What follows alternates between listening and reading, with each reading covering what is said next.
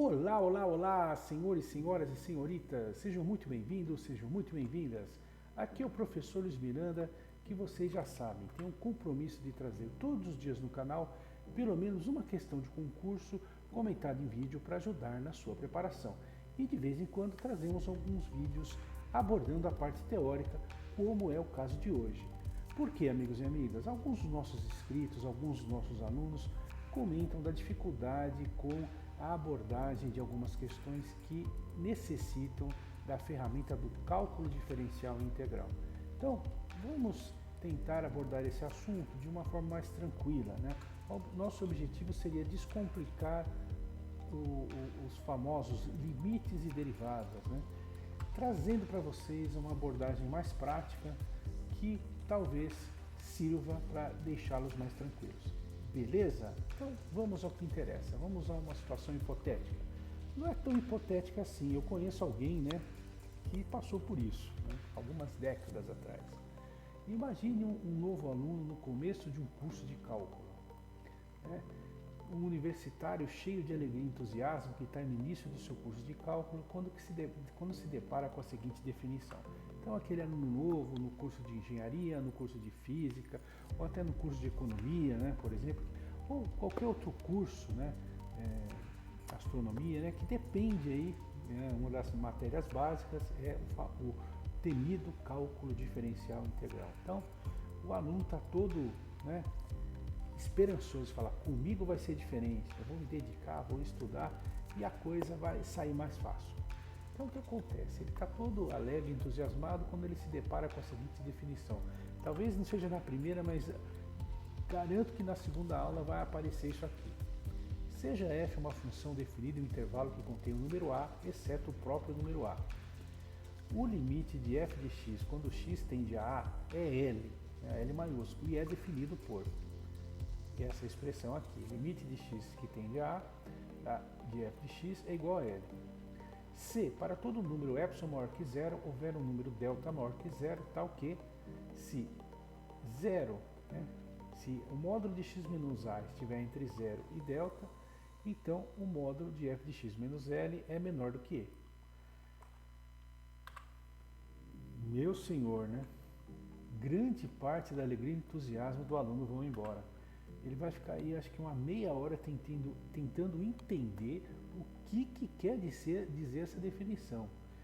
E o pior, amigos e amigas, o grande choque do curso de cálculo não é só essas surpresas aí, é o fato de que, por exemplo, no ensino médio você demorava, por exemplo, 2, 3 semanas para aprender um assunto. No curso de cálculo da universidade, um assunto novo é dado em uma aula, às vezes até em metade de uma aula, então a velocidade é avassaladora.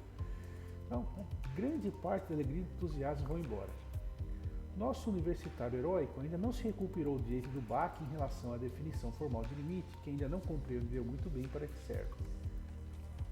Para se livrar dos fantasmas, né, do epsilon e do delta, nosso aluno se resignou a substituir valores e fazer manipulação algébrica nos exercícios para evitar os terríveis zero sobre zero e infinito sobre infinito, como no exemplo a seguir. Então ele acaba se resignando, né? Não entendeu a definição do limite, mas ele acaba entrando na onda, né? Vamos mostrar um exemplo da onda. Então vem um exercício como esse, limite de x tendendo a 1 de x ao quadrado menos 1 dividido por x menos 1. Substituindo o valor x igual a 1, nosso amigo ou amiga percebe o seguinte, que isso aqui vai acontecer o quê? 1 ao quadrado menos 1 dividido por 1 menos 1, né? Substituir o 1 no lugar do x, nós vamos ficar com 1 menos 1 sobre 0, ou seja, o limite de x tendendo a 1 de x ao quadrado menos 1 sobre x menos 1 é igual a 0 sobre 0, o terrível 0 sobre 0. Então, toca manipular algebricamente para ver se consegue se safar do problema. Então, nosso amigo, nossa amiga não entendeu ainda o conceito de limite e ensinaram para ele que ele tem que tentar fazer alguma malandragem matemática para escapar do 0 sobre 0, ou 0 sobre infinito, ou infinito sobre infinito. Então, utilizando as propriedades de produtos notáveis, nosso guerreiro ou nossa guerreira consegue se livrar. Ó, esse limite aqui, o que ele faz? Ele descobre, né? Ele pensa, né? Ele faz lá dá os pulos deles e lembra que isso aqui dá para transformar em x menos 1 e multiplica x mais 1, que equivale a isso aqui. Aí que ele faz o famoso corta-corta fica com o limite de x mais 1 com x tendendo a 1, ele pode substituir o 1 que fica 1 mais 1, não tem nenhuma fração diabólica que deixa ele doido, doida. Isso vai dar 2. Beleza. Vida que segue. Então, ele começa a, não entendi nada daquela definição lá, mas já entendi, percebi, melhor dizendo, que se eu fizer umas malandragens matemáticas eu consigo tirar uma nota razoável aí na prova. Vida que segue. Porém, ainda tentando digerir o baque dos epsilon e dos deltas, eis que surge uma nova surpresa. Aí, mais para o meio do curso, talvez na quarta, quinta aula, quem sabe, dependendo da velocidade do professor, chega o conceito de derivada. Olha só que coisa.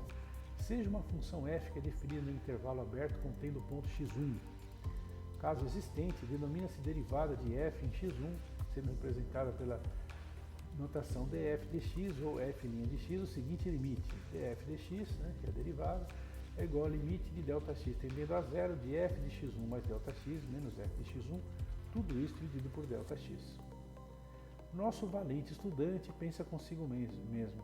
Ainda nem entendi direito o conceito de limite, agora eles me aparecem com um limite super diferente, olha só, e chamam de derivada. Então, e agora, quem poderá me ajudar? Vai ter que chamar o Chapolin Colorado para ajudar o nosso pobre aluno? Existem vários vídeos que eu analisei, eu analisei um vídeo até antigo, preto e branco, de um professor muito bom da década de 60, que me inspirou a trazer essa abordagem para vocês. Que dizia o professor, Para entender a importância dos conceitos de limite e derivada, vamos tentar uma abordagem mais prática. Então, ele, fazendo uma abordagem prática, demonstra para o aluno a importância desses conceitos, apesar da dificuldade de entender a nomenclatura matemática. Então, ele diz o seguinte: imagine que o professor propõe resolver o seguinte problema. Temos uma pequena bola em queda livre que obedece à função s igual a 5t ao quadrado, onde S é a distância percorrida e T é o tempo. Então o professor diz, a função é essa. A bola em queda livre obedece a seguir essa função. Qual será a velocidade da bola exatamente no instante t igual a 1 segundo? Então essa é a proposta de problema que o professor passa para o nosso aluno. O professor diz ainda que não é permitido usar fórmulas decoradas, apenas conceitos gerais já definidos sobre grandezas físicas. Então, não pode vir com formulinha da cabeça, você tem que trabalhar isso de forma científica. Afinal, você está na universidade, tudo agora precisa ser demonstrado com critério e usando método científico. Não dá mais para engolir aquelas formulinhas que você viu no cursinho. Beleza? Então, como é que ele vai fazer para calcular a velocidade da bola exatamente no instante t igual a 1 segundo? Primeira coisa seria esquematizar o problema. Então você tem aqui uma bola, ela vai obedecer essa função que aqui tem o chão. O segundo passo, mais ou menos óbvio, é substituir t igual a 1 na função s igual a 5t ao quadrado para ver o que acontece. O professor falou, quero saber a velocidade t igual a 1 segundo, vamos substituir o valor, Temos aí a função, vamos substituir. A gente descobre que a posição S no instante 1 é 5 vezes 1 ao quadrado, a posição S no instante t igual a 1 é igual a 5 metros, tá? Mas o professor não quer saber a posição, ele quer saber a velocidade desse instante. Beleza, vamos substituir agora t igual a 2, Já que você tem substituir t igual a 1, vamos substituir t igual a 2. t igual a 1, 5 metros. t igual a 2 será quanto? 5 que multiplica 2 ao quadrado, 5 vezes 4, isso vai dar 20 metros. Veja só que mudou bastante. Legal, temos as informações que para t igual a 1 segundo a posição é 5 metros e t para 2 segundos a posição é 20 metros. Certo? Beleza. Aí lembramos do conceito de velocidade média. É um conceito que você pode utilizar, um conceito geral bem definido, Não existe nada de decorado aí. Você pode trabalhar com a velocidade média, que é o famoso ΔS sobre ΔT. Vamos calcular a velocidade média com os dados que temos. Temos esses dados aqui, podemos calcular uma velocidade média.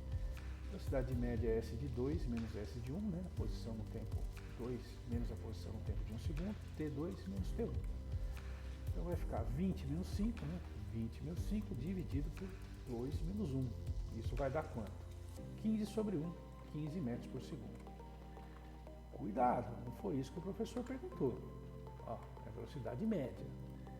O problema é que a velocidade de 15 metros por segundo é a velocidade média no trecho em vermelho, velocidade média. O professor pediu para calcular a velocidade no instante t igual a 1 segundo.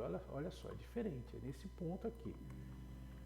Diferente, se você disser que é 15 metros por segundo, a sua resposta vai estar errada.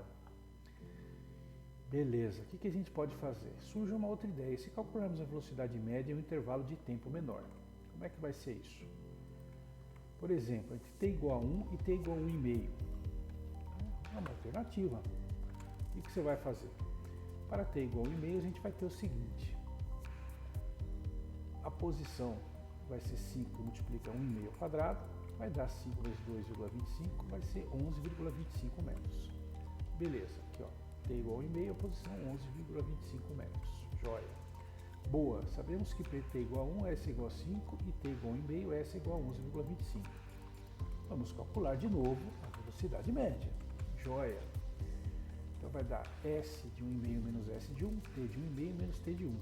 Vai ser 11,25 menos 5, 1,5 menos 1, 1,5 menos 1. Isso vai dar quanto? 6,25 dividido por meio. 12,5 metros por segundo a velocidade média. Olha que interessante, amigos e amigas. Quando tínhamos o intervalo entre 1 e 2, a velocidade média era de 15 metros por segundo. Quando diminuímos o intervalo entre 1 e 1,5, a velocidade média caiu para 12,5. Para confirmar se existe uma tendência, que tal calcularmos a velocidade média em um intervalo de tempo ainda menor? Então parece que tem uma tendência, né? Você vai diminuindo o intervalo, a velocidade vai diminuindo. Será que isso é uma tendência? Vamos fazer um terceiro exemplo. T igual a 1 e T igual a 1,1, né? Um trecho menor ainda de tempo. Para T igual a 1,1 temos o seguinte, a posição vai ser 5 vezes 1,1 ao quadrado, 5 vezes 1,21, isso vai dar 6,05. Joia! Vamos calcular a velocidade média. Ó. S de 1,1 menos S de 1, T de 1,1 menos T de 1, 6,05 menos 5, 1,1 menos 1, 1,05 sobre 0,1, 10,5. Opa, parece que realmente encontramos uma tendência, né? Então nós temos, começou com 15, baixou para 12,5, agora está em 10,5. Olha que legal. Será que conseguimos expressar essa tendência em termos matemáticos de uma fórmula mais generalizada? Vamos tentar fazer isso? Um colega, né, sugere o seguinte: se calcularmos a velocidade média entre instantes t igual a 1 e t igual a 1 mais h, onde h é um número positivo, mas muito pequeno. Um número muito pequeno, então vamos chamar esse número muito pequeno de h. Beleza? Vamos nessa. Para t igual a 1 mais h vai ficar o seguinte, ó. S vai ser 5 e multiplicar 1 mais h ao quadrado. Desenvolvendo isso vai dar 1 mais 2h mais 5 multiplica 1 mais 2h mais h ao quadrado. 5 mais 10h mais 5h ao quadrado, é a posição. Então, para t igual a 1, S é igual a 5. Para t igual a 1 mais h, a posição é 5 mais 10h mais 5h ao quadrado. Joia! Vamos calcular a velocidade média, então, meus amigos e minhas amigas. Ó. Posição em 1 mais h menos a posição em 1, tempo em 1 mais h menos tempo de 1. Joia? Vamos lá. Posição de 1 mais h é 5 mais 10h mais 5h ao quadrado. Posição em 1 é 5. Tempo em 1 mais h, tempo em 1 mais h é 1 mais h. E tempo em 1 é 1. 1 mais h menos 1. Joia. E se a gente fizer a álgebra, né? Isso aqui, 5 menos 5 é 0. 1 menos 1 é 0. Vamos ficar com 10h mais 5h dividido por h. Simplificando, né? Colocando h em evidência. Olha que legal. Velocidade média vai ser 10 mais 5h metros por segundo. Olha só que interessante. Temos uma expressão algébrica da velocidade média. Vamos reescrever a expressão da velocidade média de forma conveniente. Né? Então aqui nós temos 10 mais 5h. Vamos reescrever multiplicando o lado direito por h sobre h. Então, você multiplicar por algo em cima e embaixo, você mantém o valor desse algo. Então, vamos ter velocidade média 10 mais 5h que multiplica h sobre h. Vamos voltar lá com o 10h mais 5h ao quadrado sobre h, que a gente já sabia. Eu estou fazendo algebricamente passo a passo. Né? Sabemos que 10h mais 5h ao quadrado é S de 1 mais h menos S de 1. Né? Nós fizemos essa continha quando calculamos a velocidade média. Logo, a velocidade média é S de 1 mais H menos S de 1 dividido por H. Beleza? Assim, como é que fica? S de 1 mais H menos S de 1 dividido por H, que é igual à velocidade média, é igual a 10 mais 5H, que é a velocidade média. Joia! Vamos agora calcular um limite especial. Limite de S de 1 mais H menos S de 1 dividido por H, com H tendendo a zero. Sabemos que esse camarada aqui equivale a 10 mais 5H. Então nós vamos ter limite de H tendendo a zero de S de 1 mais H menos S de 1 sobre H é limite de H tendendo a zero de 10 mais 5H. Agora a gente substitui o H, como é que fica? Esse limite vai dar o valor de 10. Sabemos ainda que a velocidade média é 10 mais 5H, portanto, velocidade média com H tendendo a zero é igual a esse limite de H tendendo a zero, né? Que significa que a velocidade quando H é igual a zero, ou seja, a velocidade no instante t igual a 1 é de 10 metros por segundo. Ó. Velocidade que antes era num trecho, agora virou a velocidade num ponto. Achamos a velocidade conforme o professor nos pediu, utilizando uma abordagem técnica, né? Trabalhando aí com a intuição e depois substituindo por um valor algébrico interessante. Conseguimos nos livrar desse valor algébrico através da ferramenta do limite e chegamos no valor numérico de 10 metros por segundo, a velocidade no tempo é igual a 1. Beleza, vamos observar esse mesmo problema de forma gráfica. Vamos trabalhar graficamente para ver se fica mais tranquilo. Vamos desenhar o gráfico da função s igual a 5t ao quadrado e estudar alguns pontos de interesse. Então nós pegamos o ponto P 1,5, né, x igual a 1, o y, que é o s, na verdade t igual a 1, que é o x, t igual a 1, s vai ser quanto? Vai ser 5, né, 5 vezes 1. Beleza, então aqui nós temos x1, né, que é o 1, e aqui f de x1, que é 5. Joia. Se nós agora trabalharmos com o ponto 2, aqui, ó, nós vamos ter aqui o ponto Q, vou chamar de Q3, né? Nós vamos ter aqui o x1 mais ΔX, né? Vai ser o 2, então nós temos que o ΔX é igual a 1, então imagina que a gente assume um ΔX igual a 1, beleza? Faz x1 mais ΔX, nós vamos chegar no ponto 2. E aí, f de x1 e f de x1 mais ΔX. F de x1 mais ΔX, quanto que é? 20. Substituindo aqui deu 20, a gente já calculou isso lá na nossa demonstração. A diferença vai ser f de x1 mais ΔX menos f de x1. Então, 20 menos 5 vai dar 15. Olha que legal. F de x1 mais ΔX menos f de x1 é 15 e ΔX é 1. Joia! Vamos fazer o quê? Calcular, né? Vamos aí traçar uma reta ligando os dois pontos. Vamos chamar esse ângulo aqui θ3 e vamos calcular a tangente desse ângulo θ3. Tangente, vocês são bons de trigonometria, é o quê? Cateto oposto sobre cateto adjacente. Então, aqui o cateto oposto é esse tracejado aqui, o cateto adjacente é esse aqui. Então, a tangente de θ3 vai ser f de x1 mais ΔX menos f de x1 dividido por ΔX, certo? Tangente de 3 vai ser o quê? 15, que é esse valor, dividido por 1, que é esse valor aqui. Tangente de θ3 é igual a 15, olha só, tangente desse ângulo aqui. Beleza. Agora nós vamos trabalhar com um ponto, né, diferente aqui, o ponto Q2, onde nós temos aqui para x1 mais ΔX, né, seria 1,5, né? Então nós temos aí que o ΔX vai ser meio, e aqui nós temos o f de x1 mais ΔX, que é 11,25. Ó, ΔX é meio, f de x1 mais ΔX menos f de x1, qual vai ser? 11,25 menos 5, vai dar 6,25, né? E aqui nós temos o ângulo θ2, tangente de θ2, f de x1 mais ΔX menos f de x1 dividido por ΔX, 6,25 dividido por meio, tangente de θ2 é 12,5.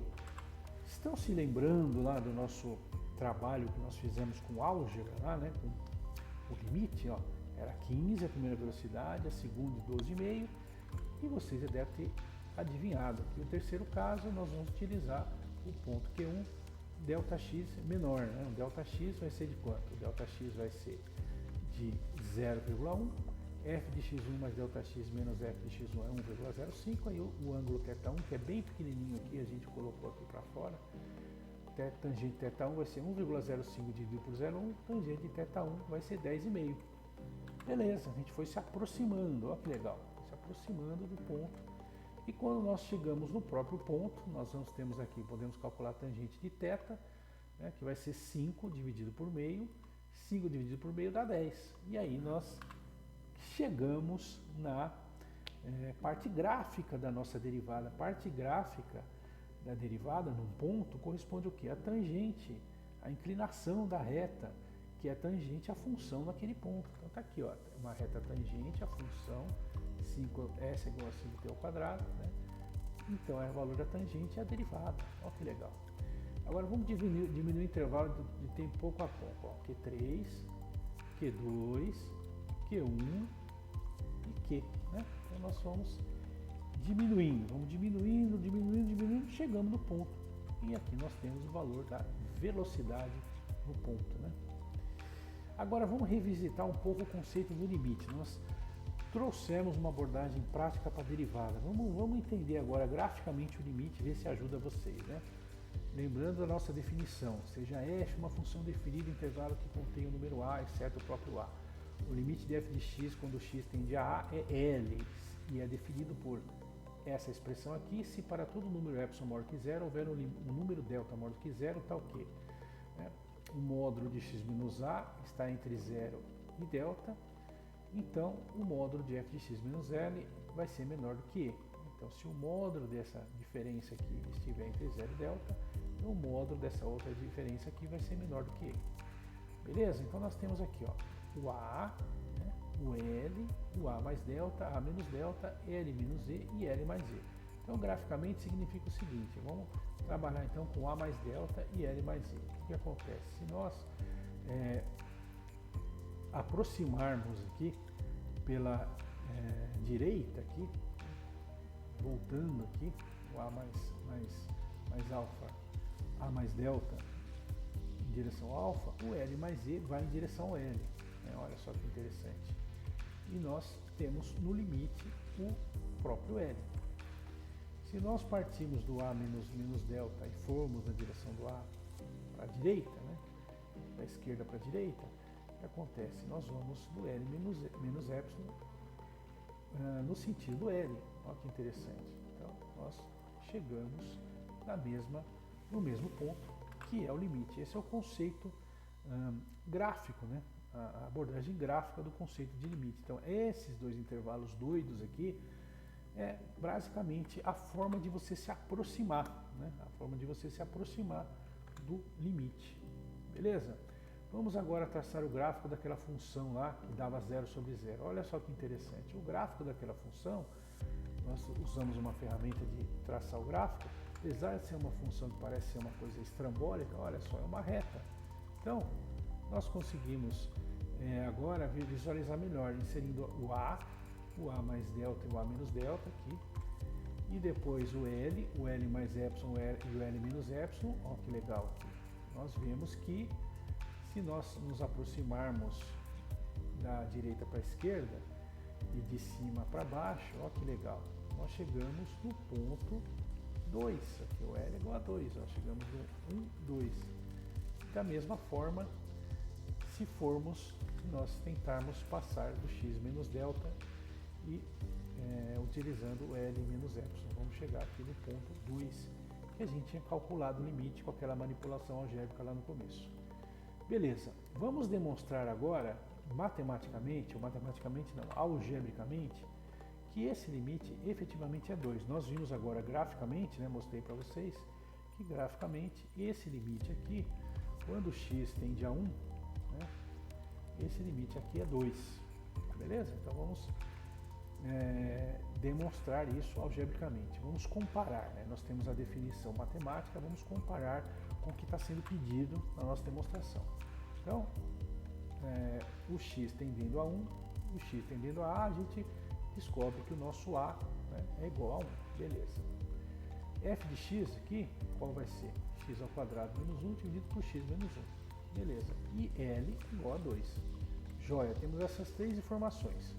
Vamos substituir essas informações aqui na expressão, essa expressão aqui. Vamos ver o que acontece. Substituindo na expressão, vai ficar o quê? F de x é x ao quadrado menos 1 dividido por x menos 1, L é 2 e o epsilon é o próprio epsilon. Vamos aí desenvolver isso aqui. Olha que legal. Vai ficar x ao quadrado menos 1 menos 2 que multiplica x menos 1, tudo dividido por x menos 1. Esse módulo aqui é menor do que epsilon. X ao quadrado menos 1 menos 2x mais 2 dividido por x menos 1. X ao quadrado menos 2x mais 1 dividido por x menos 1. Então nós podemos aí fazer o seguinte, descobrir que isso aqui nada mais é que x menos 1 ao quadrado dividido por x menos 1. Simplificando, nós temos que o módulo de x menos 1 é menor do que epsilon, é a nossa expressão número 1. Beleza, vamos substituir agora a igual a 1 na expressão 0, menor do que módulo de x menos a, menor do que delta. Olha que legal. Substituímos isso, temos a expressão número 2. Se nós compararmos as duas, nós podemos fazer, que o delta é igual ao epsilon. Beleza. Portanto, f de x menos o módulo de f de x menos L é menor do que epsilon quando o módulo de x menos a está entre 0 e delta, porque nós chegamos a essa conclusão. Beleza? Então, conseguimos demonstrar que o nosso limite, do ponto de vista algébrico, daquela função x ao quadrado menos 1 dividido por x menos 1 quando x tende a 1 é 2. Combinado, amigos e amigas? Ficou claro?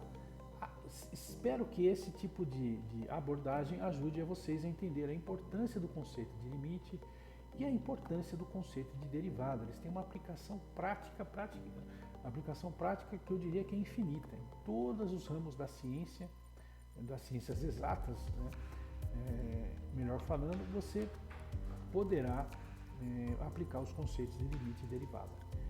Ok? Se você ficou com alguma dúvida, mande seu comentário. O meu nome é Luiz Miranda e meu compromisso é trazer todos os dias no canal pelo menos uma questão de concurso comentada em vídeo para ajudar na sua preparação e de vez em quando esses vídeos mais teóricos, uma abordagem mais prática para tentar deixar vocês mais à vontade com conceitos matemáticos e conceitos de outras disciplinas que podem ser um pouco áridos quando vocês analisam da primeira vez. Beleza? Forte abraço, até o nosso próximo vídeo e muito obrigado por ficar até o final. Valeu!